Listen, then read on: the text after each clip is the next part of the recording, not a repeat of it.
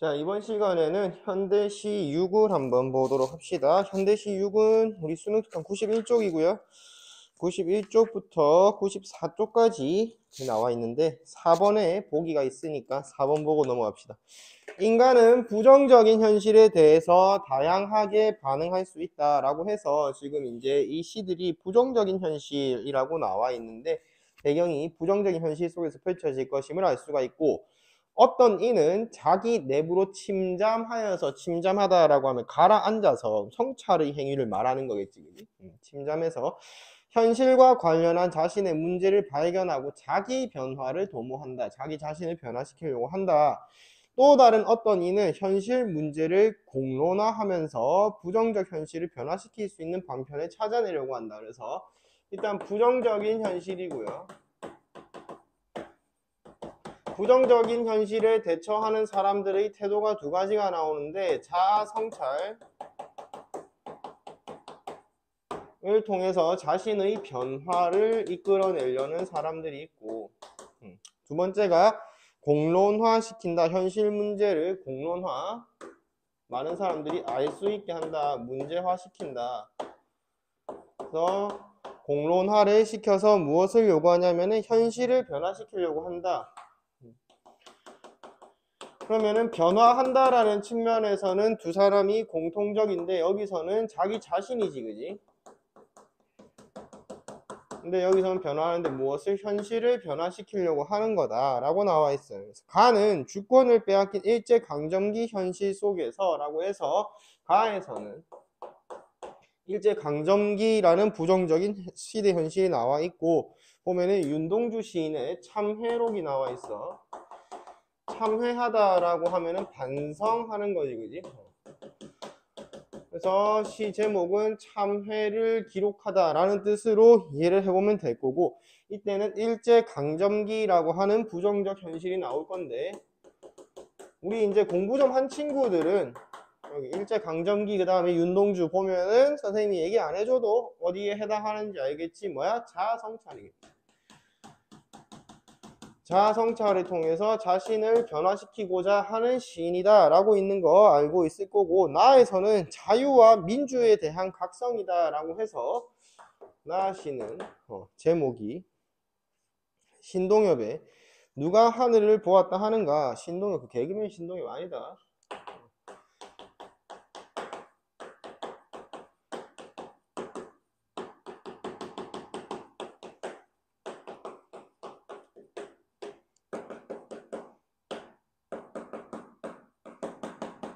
신동엽의 누가 하늘을 보았다 하는가. 이거는 뭐다?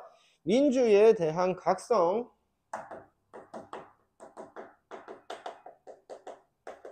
각성에 관련된 시인데, 하나가 여기 자아성찰에 해당했으니까 이건 뭐겠어? 현실을 공론화하는 거겠지.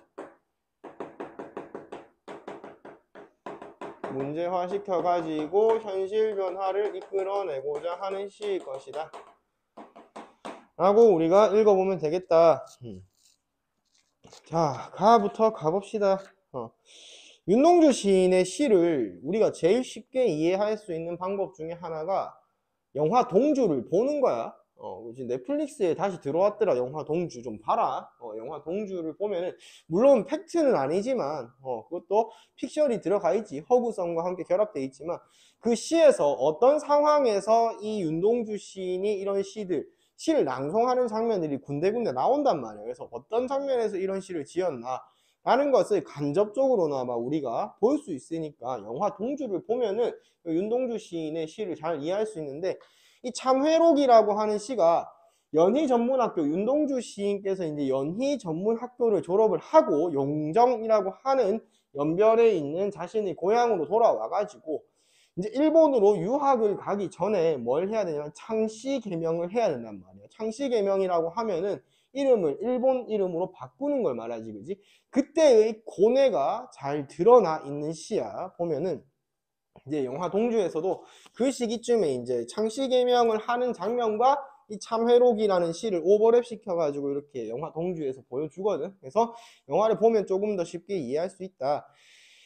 참회, 반성하는 기록이다. 파란 녹이 꼈다. 밑줄 쳐보시고요. 파란 녹이 끼었다. 흐린 현실을 말하는 거겠지. 그 다음에 구리 거울이라고 나와 있는데 구리로 만들어진 거울. 이거는 자아성찰의 매개체겠지. 자아성찰의 매개체를 바라보니까 내 얼굴이 남아있는데 이게 어느 왕조의 유물이기에 이다지도 뭐라고? 욕될까? 자아성찰을 해보니까 뭐다? 욕되다. 지읒 같다. 라는 거지, 그지? 그래서 이게 뭐냐면은 만국민으로서의 부끄러움. 나라를 잃었잖아, 그지? 나라를 잃은 백성으로서의 부끄러움과 두 번째가 자기 자신에 대한 혐오다.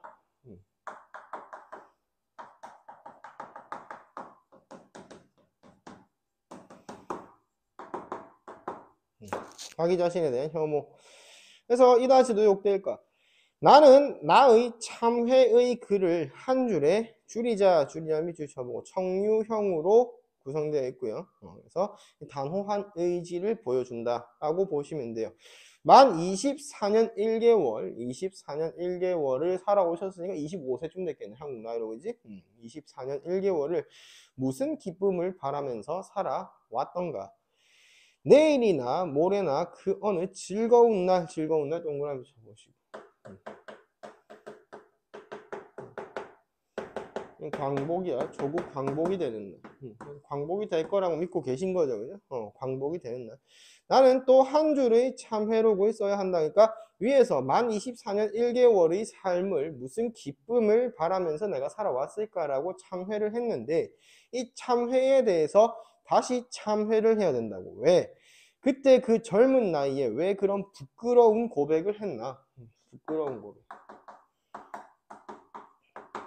여기서 이 부끄러운 고백이라고 하는 것은 보면은 이제 현재의 참회를 다시 참회하는 건데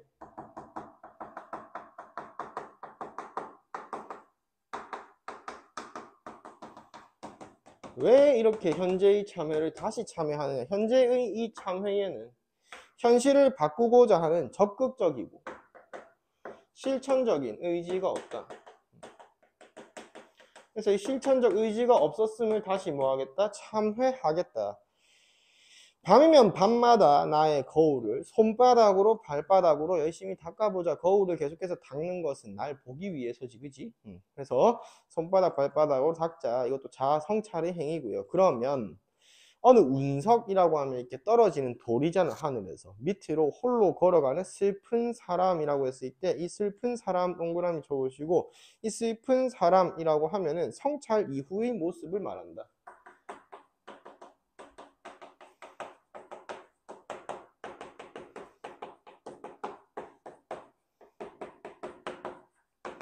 내가 곰곰이 생각을 해보니까 슬픈 사람의 뒷모양이 거울 속에서 나오는데 운석 밑으로 홀로 걸어가는 거잖아. 떨어지는 돌 밑으로 걸어가면 돌이 떨어지면 어떻게 되는 거야? 죽는 거지, 그지? 그래서 슬픈 사람의 뒷모양이라고 하면은 절망적 상황과 시대를 두려워하지 않는 모습이다.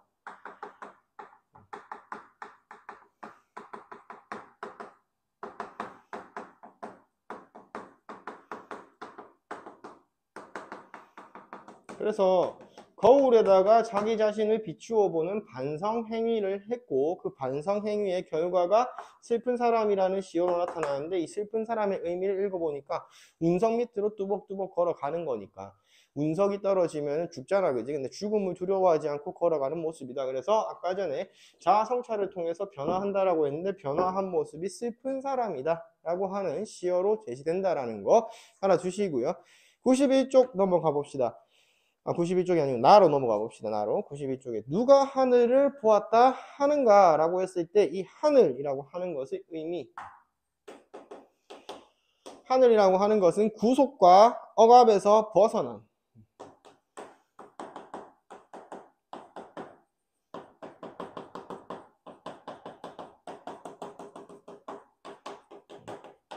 구속과 억압에서 벗어났고 진정한 자유를 누리는 세상이다.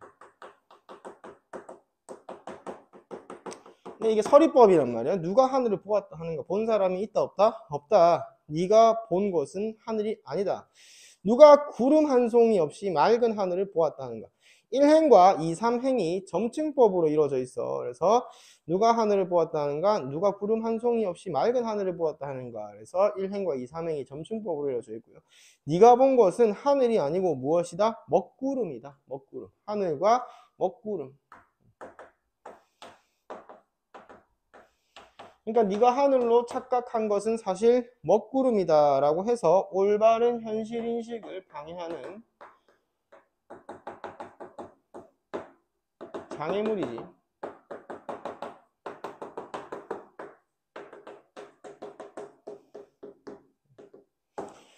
너의 장애물이고 그것을 하늘로 알고 착각하고 너는 일생을 살아갔다. 네가 본 것은 쇠항아리다.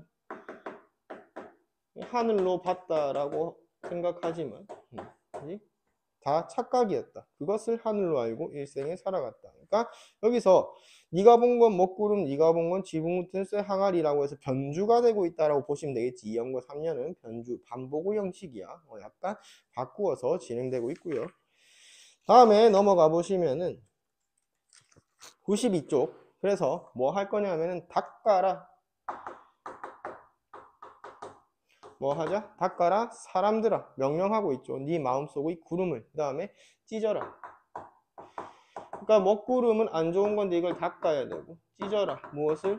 쇠항아리를.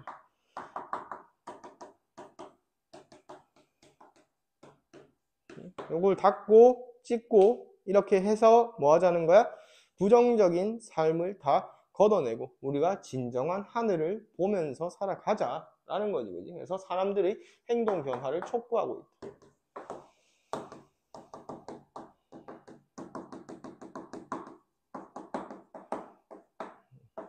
행동의 변화를 촉구하고 있고 아침 저녁으로 네 마음속에 구름을 닫고 티 없이 맑은 영원의 하늘이라고 하면은 이제 이거랑 같은 거겠지.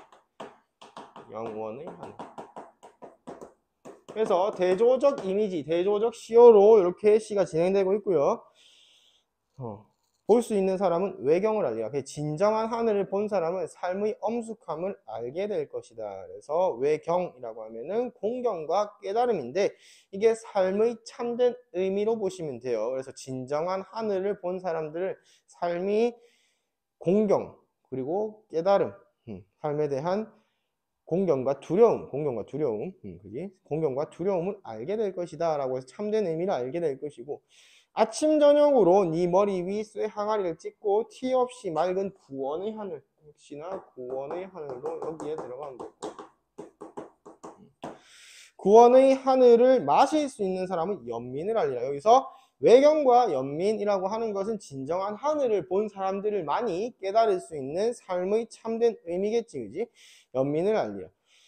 그래서 그 밑에 참아부터 시작해가지고 밑에 연의 영까지 살아가리라까지가 의미단락이야. 그래서 참아 삼가하면서 삼가하다라고 하면은 몸가짐과 언행을 조심하다라고 하면 돼요. 그래서 발걸음도 조심하고 마음을 아무리면서 서럽게 엄숙한 세상을 여기서 엄숙하다라고 하면은 이제 이 부정적인 현실을 엄숙하다라고 표현했기 때문에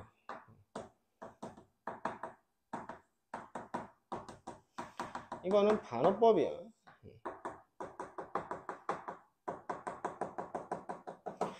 엄숙하다의 사전적 의미가 뭐냐면 장엄하고 정숙하다라고 하면은 장엄하다, 위험이 있다. 그래서 위험 있는 세상이 아니잖아, 그지? 그래서 반어법으로 읽어보시면 되고요. 여기서 아라는 것은 영탄법이지, 그지? 그래서 눈물을 흘리면서 살아가리라. 그래서 여기서 이 엄숙한 세상이라고 표현된 부정적 현실을 살아가는 삶의 태도가 나오는데 행위를 삼가하고 발걸음도 조심하고 마음을 아무리면서 이런 것들이 무엇이겠어? 자유를 향한 갈망의 행위를 이렇게 표현을 한 거지, 그지? 그래서 자유를 바라면서 이렇게 조심스럽게 서럽게 눈물 흘리면서 내가 살아가겠다. 무엇을 위해서? 자유를 위해서. 그래서 여기서 나와 있는 삶의 태도는 부정적 현실 속에서 살아가야 하는 삶의 태도다.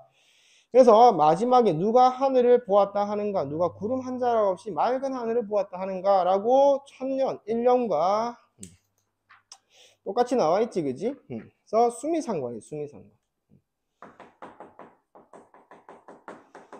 수미상관을 사용하면 반복의 형식이기 때문에 운율 형성되고요. 두 번째가 강조도 되고요. 네, 세 번째가 형태적 안정감.